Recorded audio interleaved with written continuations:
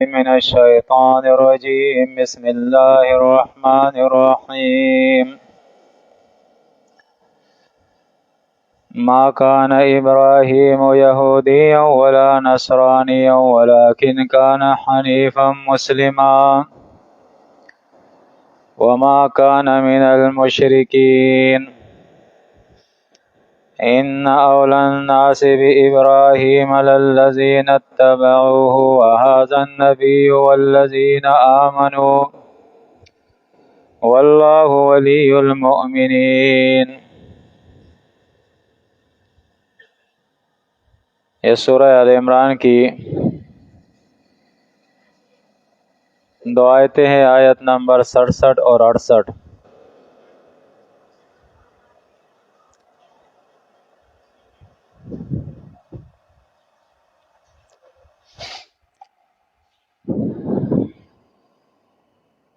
جیسے کہ آپ جانتے ہیں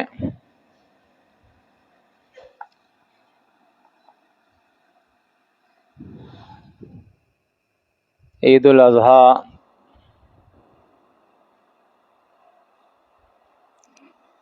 کی آمد ہے، اور پوری دنیا کے اندر اسلامی ممالک میں اور خاص طور پر پاکستان میں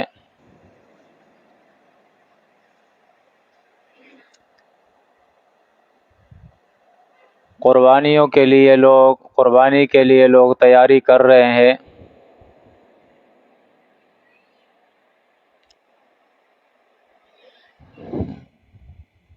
جانوروں کی منڈیاں لگ چکی ہے،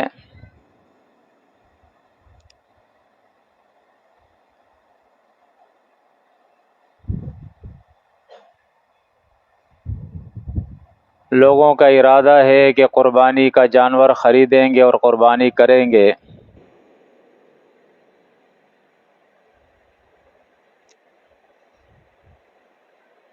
یہاں تک کہ وہ لوگ بھی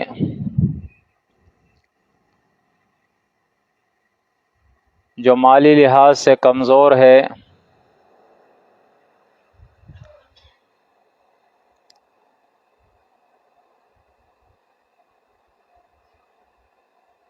وہ بھی اپنی کوشش میں لگے ہوئے ہیں کہ کسی طریقے سے اگر اپنی گنجائش نہیں تو ادھار لے کر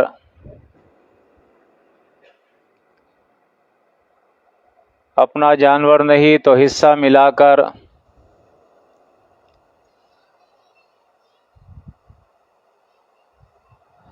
قربانی کے یہ سنت جو ہے اس پر عمل کیا جائے،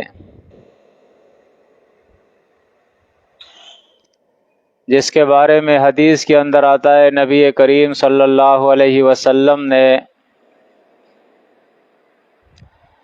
صحابہ کرام سے فرمایا کہ یہ قربانی سنت ابیکم ابراہیم، تمہارے باپ ابراہیم علیہ السلام کی سنت ہے یہ۔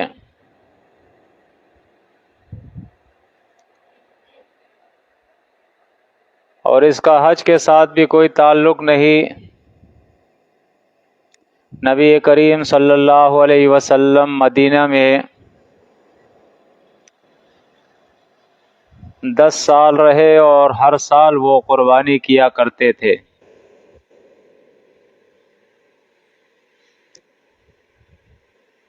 تو یقیناً قربانی یہ ابراہیم علیہ السلام کی سنت ہے، نبی کریم صلی اللہ علیہ وسلم کی سنت ہے، اور اس پر تعامل امت بھی ہے۔ استطاعت کے باوجود اس کا انکار کرنا یہ گمراہی کی راہ اختیار کرنے کے مترادف ہے۔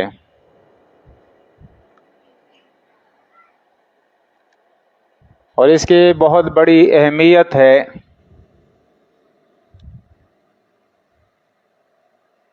اس قربانی کا ایک فلسفہ ہے۔ اسے ہم صرف یہ نہ سمجھے کہ یہ قربانی ہم کرتے ہیں، جانور لاتے ہیں، ذبح کرتے ہیں اور گوشت کھا جاتے ہیں یا تقسیم کر لیتے ہیں،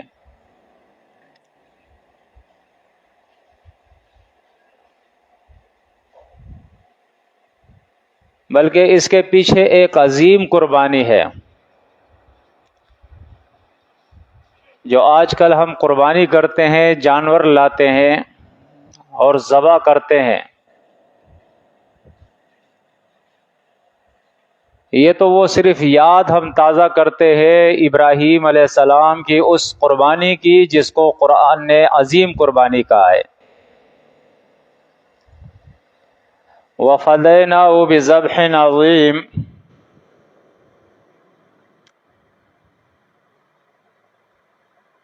یہ ایک عظیم قربانی تھی جس پر اللہ نے تمام قربانیوں کو فدا کر دیا ہے۔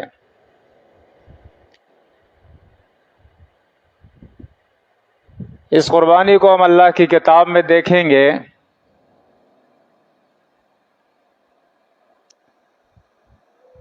کہ قربانی کیا ہے، اس کا فلسفہ کیا ہے، اس کی حقیقت کیا ہے، اور آج قوم نے قربانی کو کیا سمجھ رکھا ہے۔ جیسے کہ ہم سب جانتے ہیں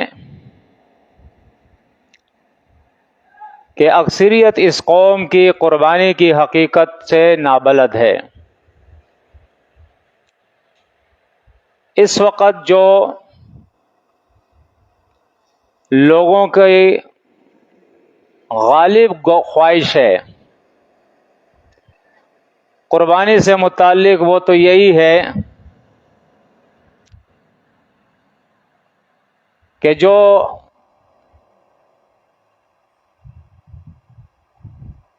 آسودہ حال لوگ ہیں، صاحب استطاعت ہے،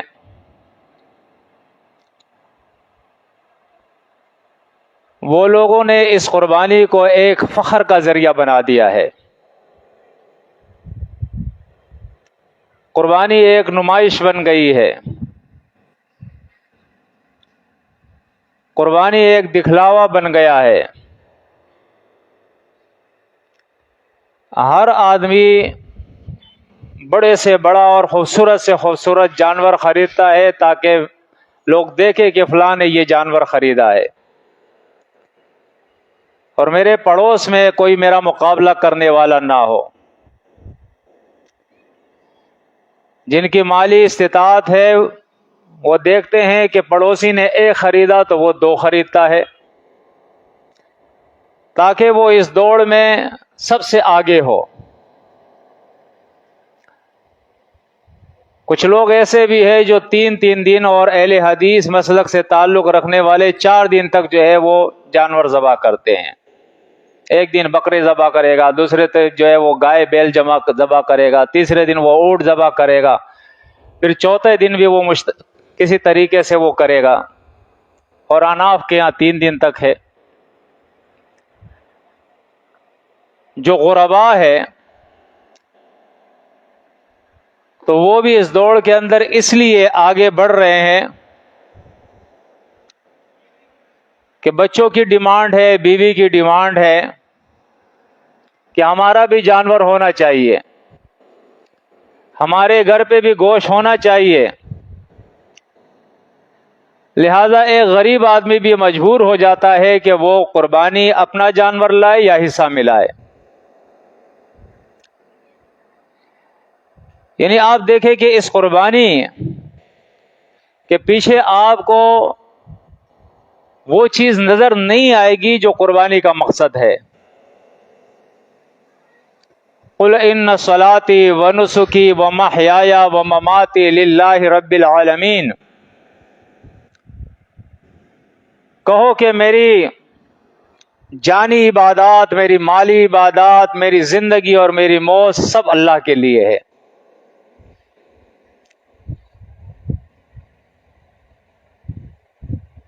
اس سے بڑھ کر اس وقت اکثریت قوم کی جو قربانی کر رہی ہے، ان کو یہ بھی پتہ نہیں کہ ہمارا عقیدہ کیا ہے۔ اور جو ہمارا عقیدہ ہے اس عقیدے کے ہوتے ہوئے قربانی قبول بھی ہوتی ہے یا نہیں ہوتی ہے؟ اب اس کی تفصیل میں انشاءاللہ پھر آخر میں بیان کروں گا. شروع میں ہم تھوڑا سا سیرت ابراہیمی کا مطالعہ کرتے ہیں اللہ کی کتاب سے کہ ابراہیم علیہ السلام کون تھے، اس کی سیرت کیا تھی، اس کی قربانیاں کیا تھی، اس کی کون سی یاد ہے جو آج ہم تازہ کر رہے ہیں، جو اللہ کو پسند ہے.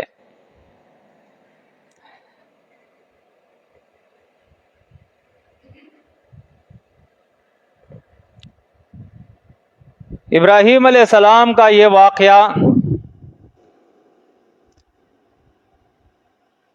سورۃ انعام کے اندر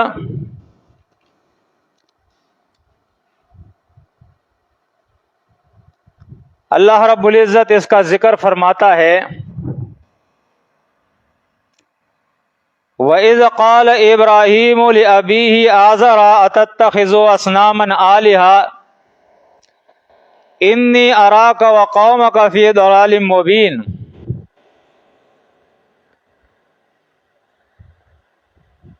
فرمایا وہ وقت یاد کرنے کا ہے، اسے یاد کرو جب ابراہیم علیہ السلام نے اپنے باپ سے کہا، اور اس کے باپ کا نام تھا آزر، اتتخذ اصناما آلہہ، کیا تو نے اصنام کو حاجت روا اور مشکل کشا بنایا ہوا ہے؟ ان کے سامنے فریاد کرتا ہے اور ان سے حاجتیں طلب کرتا ہے، ان کے سامنے جھکتا ہے اور ان کے نام کی نظر و نیاز کرتا ہے، ان کو داتا دستگیر اور مشکل کشا سمجھتا ہے. یہاں اصنام کا لفظ آیا ہے.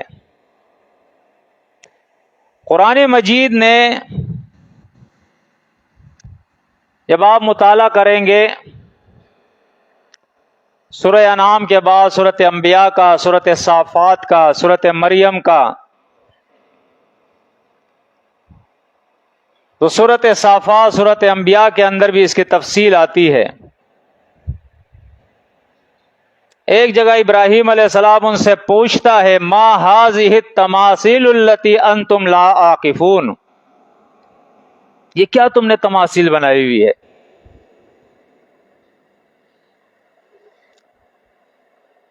سورۃ الحج کے اندر